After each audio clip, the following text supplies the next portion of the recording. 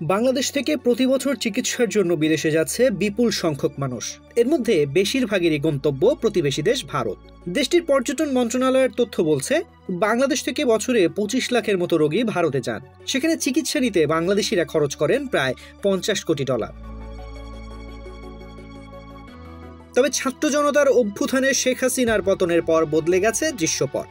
শুধু ক্ষমতাচ্যুত প্রধানমন্ত্রীকে আশ্রয় দিয়েই ক্ষান্ত হয়নি ভারত, বাংলাদেশের মানুষকে ভিসা দেওয়ার ক্ষেত্রেও আরোপ করেছে অঘোষিত নিয়ন্ত্রণ। পর্যটন ভিসা পুরোপুরি বন্ধ, এমনকি সীমিত করা হয়েছে চিকিৎসা ভিসাও। গুরুতর রোগী ছাড়া অন্যরা ভারতে যাওয়ার ভিসা পাচ্ছে না। অন্যদিকে হিন্দুদের ওপর নির্যাতনের অভিযোগ তুলে বাংলাদেশিদের চিকিৎসা না দেওয়ার ঘোষণা দিয়েছে ভারতের কোনো হাসপাতাল ও চিকিৎসক।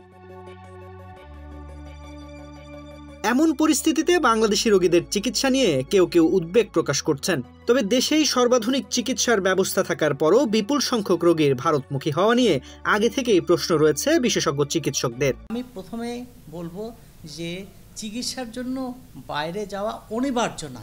আমি কোনো দেশের কথা উল্লেখ করব না। পার্শ্ববর্তী দেশ ভারত, সিঙ্গাপুর, ব্যাংকক, এগুলোতে যে মানুষ চিকিৎসার জন্য যায়, তারা কত পার্সেন্ট লোক প্রপারলি চিকিৎসার জন্য যায় আমার সন্দেহ আছে। অনেকে ঘুরতে যান, অনেকে অবকাশ যাপন করতে যান, অনেকে মনে করেন যে আমার অনেক অর্থ আছে, আমি ওখানে গেলে ভালো চিকিৎসা পাবো। এগুলো মনস্তাত্ত্বিক ব্যাপার। তবে আমি মনে করি সাধারণ মানুষের জন্য যে চিকিৎসা বাংলাদেশে আছে সেটা পর্যাপ্ত এবং অনেক উন্নত মানের, বিশ্বমানের। স্বাধীনতার পর থেকে এখন পর্যন্ত বাংলাদেশেই চিকিৎসা ব্যবস্থার অনেক উন্নতি হয়েছে। আজ থেকে 30 বছর আগেও যে অপারেশনগুলো এই দেশে হতো না, সেসব এখন খুব অল্প খরচে, এমনকি খুব অল্প সময়ে বাংলাদেশে হচ্ছে বলে জানিয়েছেন চিকিৎসকরা। আজকে আমাদের দেশ স্বাধীন হয়েছে প্রায় 52 বছর। তো 50-52 বছরে আমাদের বাংলাদেশ চিকিৎসায় যে অগ্রগতি হয়েছে, এটা অকল্পনীয়।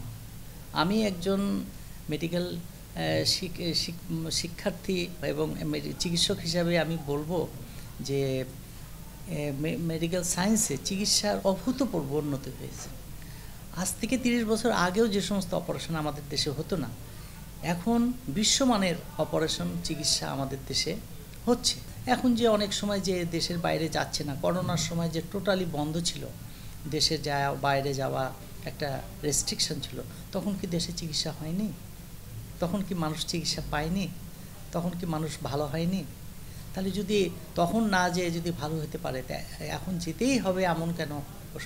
হ্যাঁ, আপনি যদি অর্থনৈতিক সক্ষমতা থাকে, সচ্ছলতা থাকে, আর আপনি যদি মনে করেন আমি দেশে চিকিৎসা নেব না, আমি বাইরে যাব, যেতে পারেন।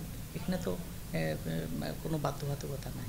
তবে আমি মনে করি বাংলাদেশের আপামর জনগণ, গরিব মানুষের জন্য আমাদের দেশে যে চিকিৎসাগুলো রয়েছে, বিভিন্ন মেডিকেল কলেজ বলেন, বিশ্ববিদ্যালয়, হাসপাতাল বলেন, এগুলো যে রয়েছে পর্যাপ্ত চিকিৎসা, অনেক উন্নত মানের চিকিৎসা এবং অনেক কোয়ালিফাইড স্কিল ডাক্তার আমাদের দেশে রয়েছে।